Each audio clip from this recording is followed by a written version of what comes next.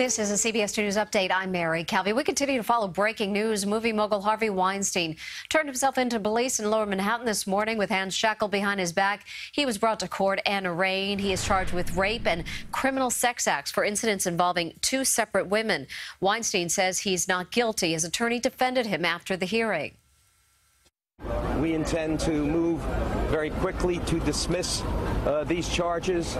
We believe that they are constitutionally flawed. We believe that they are not factually supported by the evidence, and we believe that at the end of the process, Mr. Weinstein will be exonerated.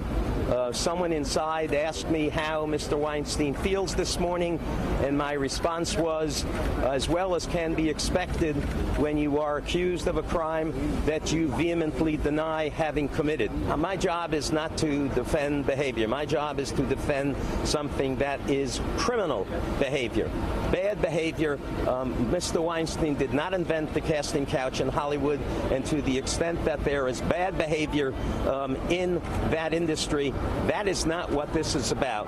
Bad behavior is not on trial in this case. It's only if you intentionally committed a criminal act, and Mr. Weinstein vigorously denies that. A judge agreed to release him on $1 million cash bail. He has to wear a GPS monitor, turn over his passport, and can only travel between Connecticut and New York. He will next appear in court July 30th. Anytime now, a New Jersey school bus driver will face a judge for a crash that left a student and teacher dead. Prosecutors say 77-year-old Hughie Muldrow was re-entering Route 80 after missing an exit. He allegedly then tried to make an illegal U-turn, crossing over lanes of traffic. The bus and dump truck collided, killing 10-year-old Miranda Vargas and 51-year-old Jennifer Williamson. They'd been on a field trip with Eastbrook Middle School in Paramus. Last night, a vigil was held in their honor. It's something that just should have not been. It's a tragedy. He shouldn't have been driving that bus. Muldrow was arrested yesterday and charged with death by auto. And though he had a valid commercial license, the 77-year-old has a long history of violations and suspensions. More than 40 others were hurt in the accident. A messy scene in Manhattan this morning when a car ran into a fire hydrant at East 110th in Lexington. Two people were taken to the hospital. We're told their injuries are not life-threatening. Happening now, record number of Americans traveling for the Memorial Day holiday weekend. The vast majority of those travelers will be hitting the road despite higher gas prices. CBS 2's Natalie Dudridge has more on what to expect. If you're heading out of town this holiday weekend, you definitely don't want to be dealing with this. To keep moving, experts say stay off the streets from 3:30 to 6:30 Friday afternoon, or wait to leave early Saturday morning instead. We're anticipating that a trip that might normally take an hour might take as many as 3 hours. That's because 35 million Americans will hit the road this year, a 5% increase over last year. That's the biggest year since 2005. A lot of that's due to the fact that gas prices, even though they're up, they haven't spiked. The average price has gone up about a penny over the last few weeks, with New York City leading the pack at $3.19 a gallon. Connecticut comes in at $3.13 and New Jersey just over $3. Experts say it really is true. You can save on gas if you slow down. For every 5 miles per hour, you're over 50 miles per hour. Car uses more gas, trying to fight the extra wind resistance. Every 5 over 50 is like adding 18 cents to the cost of a gallon of gasoline. If you'd rather skip the streets and break free of your road trip routine, you may be like 3.1 million other Americans this year, taking to the skies to a foreign destination. It's not that they're flying within the United States. They're flying overseas. They're doing like a 4 or 5 day mini vacation because the airfares overseas are so low.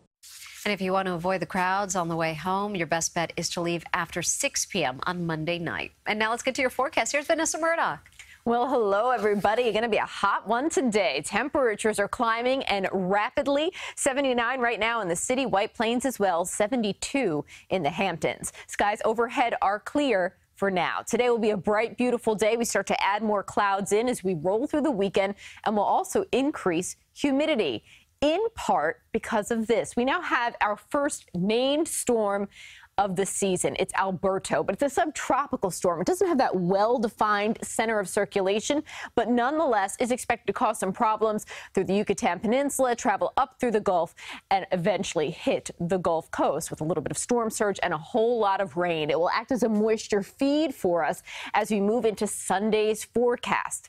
Sunday is going to be the soggiest of the stretch again. A little bit of moisture heading our way as a result of Alberto. As we look at today's forecast, it's sunny and 88 degrees. Princeton will top out at 86. Your UV forecast is 8. That's a burn time of 20 minutes. Your air quality alert is in effect as we roll through the holiday weekend. 88 today with sun, 88 tomorrow, higher humidity, chance for storms. Sunday so much cooler, 73, clouds and showers. Monday 72, some lingering wet weather early, but I think much of the day will be decent. Mary, back to you. Vanessa, thank you. Happening now, the 6th day of deliberations underway in the corruption trial of former Nassau County Executive Ed Mangano. Co-defendant John Bandito was acquitted yesterday. Bandito had been the Oyster Bay town supervisor up until January of last year. He faced 27 counts, including bribery and wire fraud. The jury is still deliberating criminal charges against Mangano and his wife, Linda. A boat full of high school students celebrating their prom crashed into another vessel in Hoboken. The Cornucopia Destiny hit a docked boat as it was leaving the pier last night. About 100 Weehawken high school seniors were on board at the time. No one was hurt. About 2 hours after the accident, students were sent to an Elks Lodge to finish the prom. A warning if you use over-the-counter decongestant nasal sprays. Many turn to the sprays this time of year due to allergies. They shrink blood vessels and mucous membranes, reducing swelling and allowing you to breathe. But eventually those blood vessels can stop responding to the sprays, making the problem worse. And they have side effects that could cause nasal congestion or rebound congestion, where the stuffiness becomes worse than even the problem that was in the beginning. The sprays that are safer to use are nasal steroids. They are anti-inflammatory and shrink the mucous membranes without the drying or rebound effect, though they often take several days to kick in. And that's your CBS2 News Update. Join us in just a few moments for a live Facebook after show.